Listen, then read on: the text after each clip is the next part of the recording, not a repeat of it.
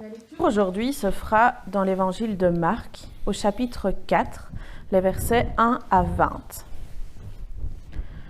Jésus se mit de nouveau à enseigner au bord du lac. La foule se rassembla autour de lui, si nombreuse qu'il monta dans une barque où il s'assit sur le lac. Toute la foule était à terre sur le rivage. Il leur enseignait beaucoup de choses en paraboles. Il leur disait dans son enseignement : « Écoutez, un semeur sortit pour semer. Comme il semait, une partie de la semence tomba le long du chemin. Les oiseaux vinrent et la mangèrent. Une autre partie tomba dans un sol pierreux, où elle n'avait pas beaucoup de terre. Elle leva aussitôt, parce qu'elle ne trouva pas un terrain profond. Mais quand le soleil parut, elle fut brûlée et sécha, faute de racines. Une autre partie tomba parmi les ronces.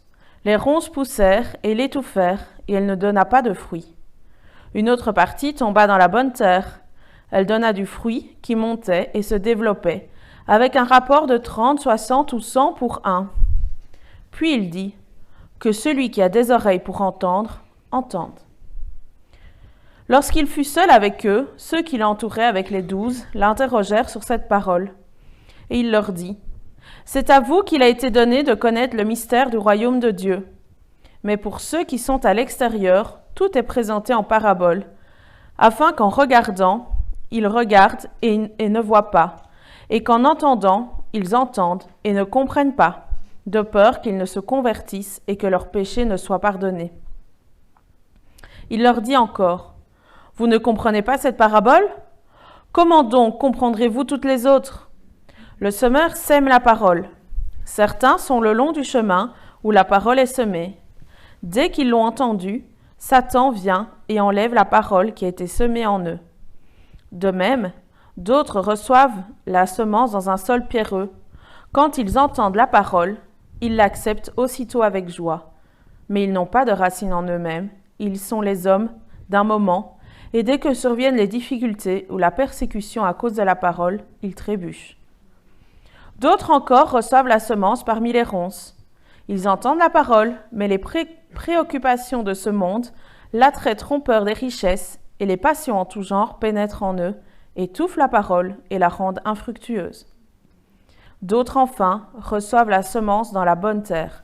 Ce sont ceux qui entendent la parole, l'accueillent et portent du fruit, avec un rapport de 30, 60 ou 100 pour 1.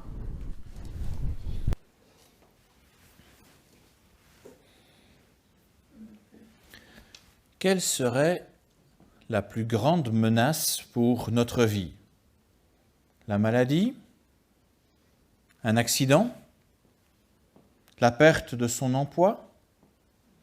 Une catastrophe naturelle ? Pour moi, la plus grande menace pour notre vie, c'est l'Église. Il est dangereux de venir à l'Église. Là, je vois des yeux qui sont en train de s'ouvrir. Vous n'avez pas vu le titre à l'avant. Et pas seulement parce que le toit pourrait nous tomber sur la tête. À moins d'être totalement sourd, on y entend des paroles subversives. Ces paroles ont le pouvoir de changer nos vies. Et même si on résiste à ces changements, on ne pourra plus sortir en disant qu'on ne savait pas. Si on ne se sent pas concerné, on a malgré tout entendu ce qui a été dit.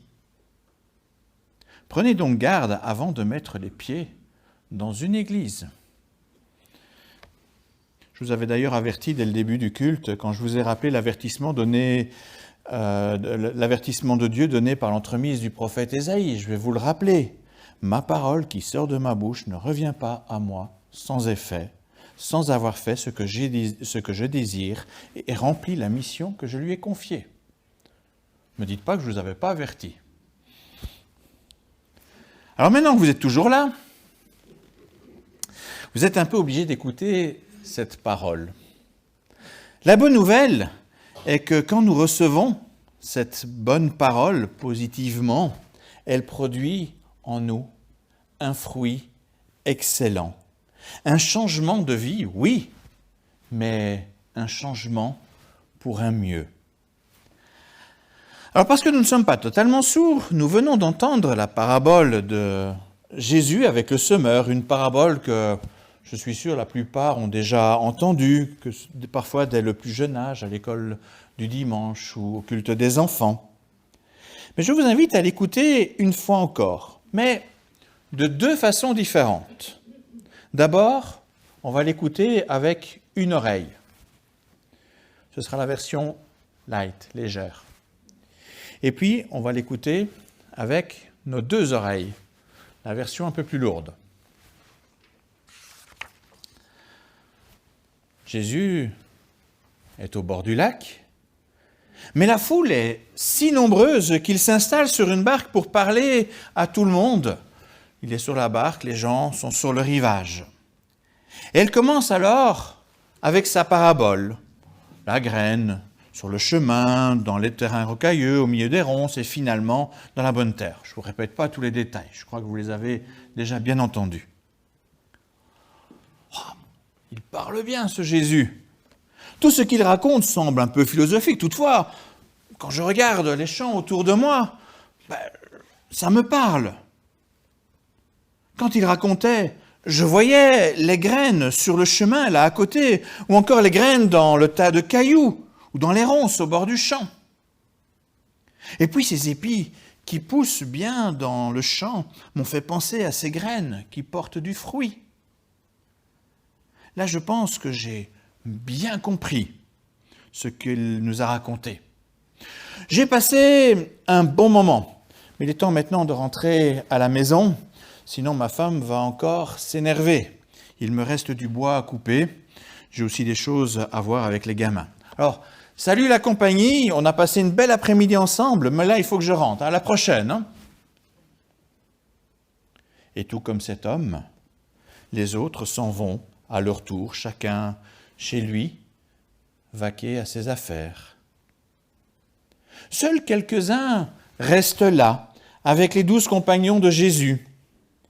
Quand la grande foule est partie, ils demandent à Jésus ce qu'il a vraiment voulu dire avec son histoire, avec sa parabole.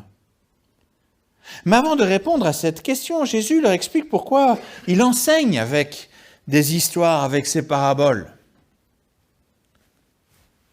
C'est vrai que l'histoire du semeur est simple en apparence.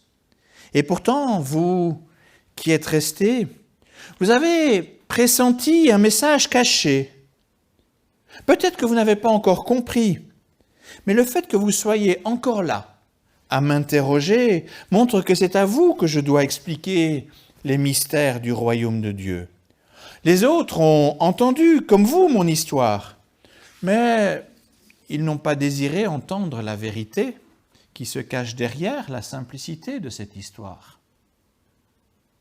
Ces gens qui sont partis, vous qui restez, c'est cela mon histoire.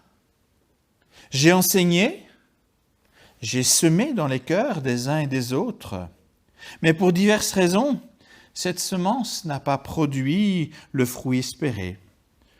Certains ont eu des mauvaises pensées quand je parlais, des pensées qui les ont empêchés de m'écouter. D'autres étaient très enthousiastes à m'écouter, mais les problèmes qu'ils vivent actuellement les empêchent d'être disponibles pour réfléchir à ce que j'ai dit. D'autres encore étaient pressés de partir car ils avaient mieux à faire. L'un d'eux venait d'acheter un champ ce matin. Il voulait profiter du reste de clarté du jour pour aller examiner son champ en détail. Son voisin, quant à lui, avait acheté des bœufs pour labourer les champs. Et il était pressé de les mettre à l'ouvrage pour s'assurer qu'il avait fait une bonne affaire en achetant ces bœufs. Un autre encore s'était marié il y a quelques jours. Vous pouvez bien comprendre, il avait hâte de rejoindre sa jeune et jolie jeune femme. Enfin, vous voyez de quoi je parle. Toutes ces petites choses qui nous enthousiasment parce qu'elles donnent une certaine saveur à nos journées. Mais un jour, quand ils seront face à une situation déterminante, ils ne pourront pas dire qu'ils n'ont pas entendu, qu'ils n'ont rien entendu. Et sans doute qu'ils s'en voudront de ne pas avoir pris le temps pour bien écouter et comprendre afin de mieux choisir les priorités. Or vous, je sais bien que vous avez aussi vos tracas et vos joies. Et pourtant, vous êtes restés, car vous vouliez comprendre. Vous désiriez en savoir davantage. Eh bien, suivez-moi. Je vous promets que vous n'aurez pas à le regretter. Je vais vous apprendre des mystères qui vont transformer votre vie. Et un jour, vous serez là à ma place, à rappeler ces mêmes histoires pour les gens plus loin et pour les générations plus jeunes. Croyez-moi, ce que vous ferez sera beau, comme un épi de blé bien garni. Mais ne vous découragez pas si seulement une poignée de personnes restent avec vous pour en savoir davantage. Il sera important de persévérer, car vous ne saurez pas où pousseront les bons fruits. Pour un certain nombre, ce sera important, comme c'est important pour vous de m'écouter aujourd'hui.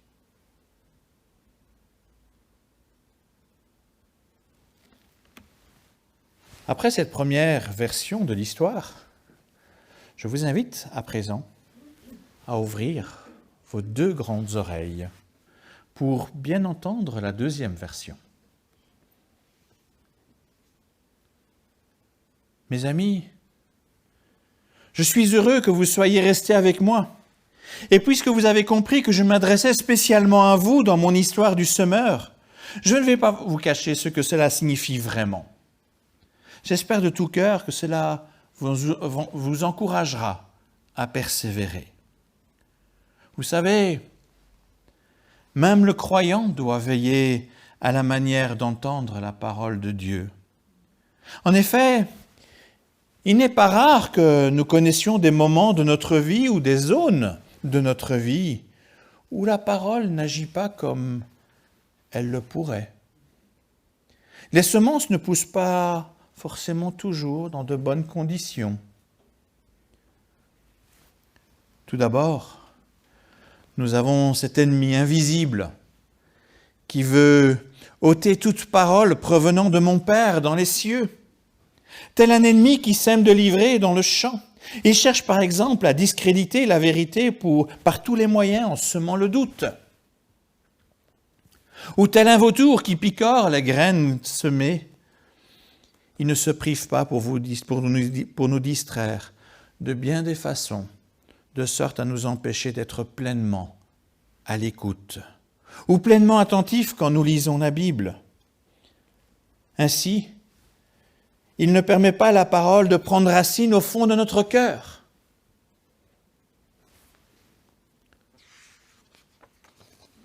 Deuxièmement, nous devons être particulièrement attentifs au contenu de ce qui est entendu. Parfois, la forme du culte nous exalte. L'enseignant peut se montrer doué pour l'usage des mots. Ces mots qui résonnent agréablement ensemble. Pourtant, ce qui compte bien davantage, c'est le contenu. Cela sert à bien peu de choses d'aller au culte si on ne prend pas le temps de réfléchir par la suite à ce qui a été dit afin de l'enraciner dans notre cœur. Sans cela, ces paroles ne changeront pas grand-chose. Elles ne produiront pas les fruits qu'elles promettent. À la moindre épreuve, tout est vite oublié. Il n'est pas simple de rester accroché à la foi quand nous sommes frappés par un malheur ou quand l'adversité s'acharne sur nous. Il faut que la parole soit bien ancrée pour tenir bon.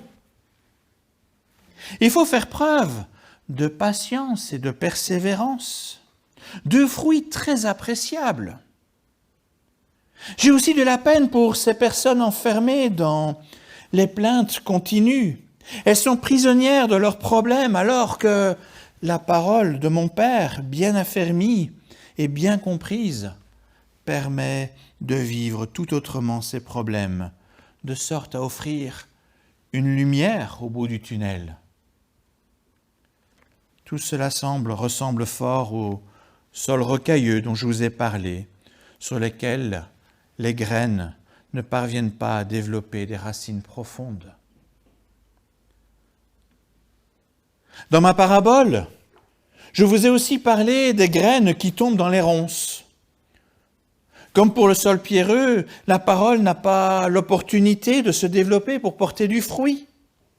Il faut dire que la société dans laquelle nous vivons ne manque pas de richesse et de passion en tout genre pour nous distraire.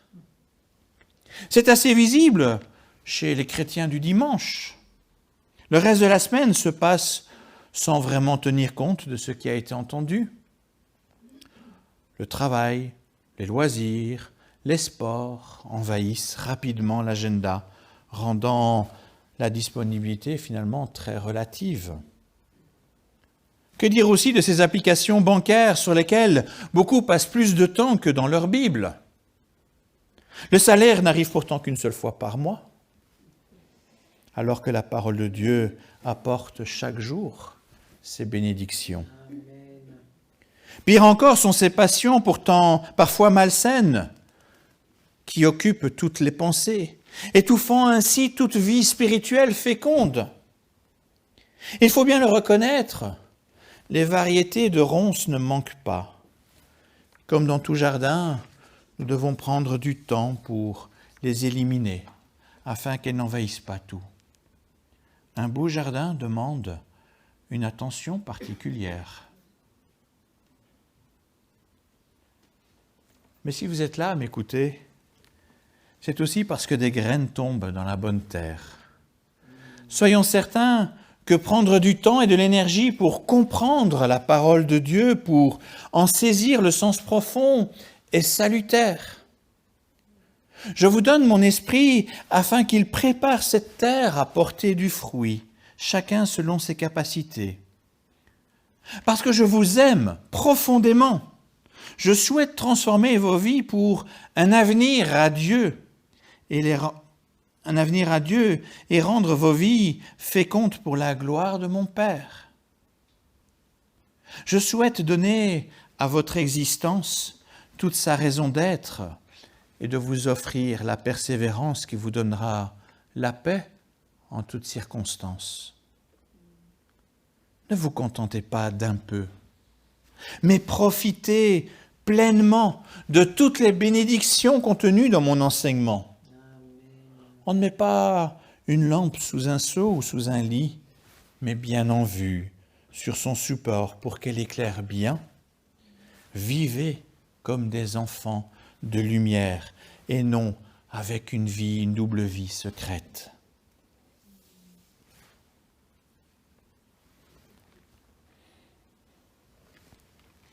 Après cette nouvelle version entendue avec nos deux oreilles, il est temps pour moi de conclure. De façon assez téméraire, je me suis permis de parler au nom de Jésus. Non pas que je puisse vraiment l'imiter ou mieux dire son enseignement, pas du tout. Mais dans le seul but de mieux entendre ce qu'il nous dit dans son évangile. J'espère que vous excuserez ma témérité temporaire. Maintenant que nous avons écouté avec une oreille, avec deux oreilles, maintenant que nous ne pouvons plus dire qu'on ne savait pas, il nous reste un travail à accomplir pour que les fruits décrits dans la parabole deviennent réalité dans notre vie. Il est vrai que l'Église est un lieu dangereux, mais surtout d'un danger, d'une aventure nouvelle avec le Seigneur qui veut nous faire découvrir des sensations grisantes dans sa présence. L'Église chrétienne occidentale est trop souvent endormie, en manque de dynamisme. Alors, en rentrant chez nous, réfléchissons à ces paroles, mûrissons-les pendant cette semaine. Laissons-nous faire par le danger de cette parole subversive. Cela peut nous offrir une nouvelle jeunesse. Que l'Esprit Saint ouvre nos oreilles pour entendre cet appel du Seigneur. Amen.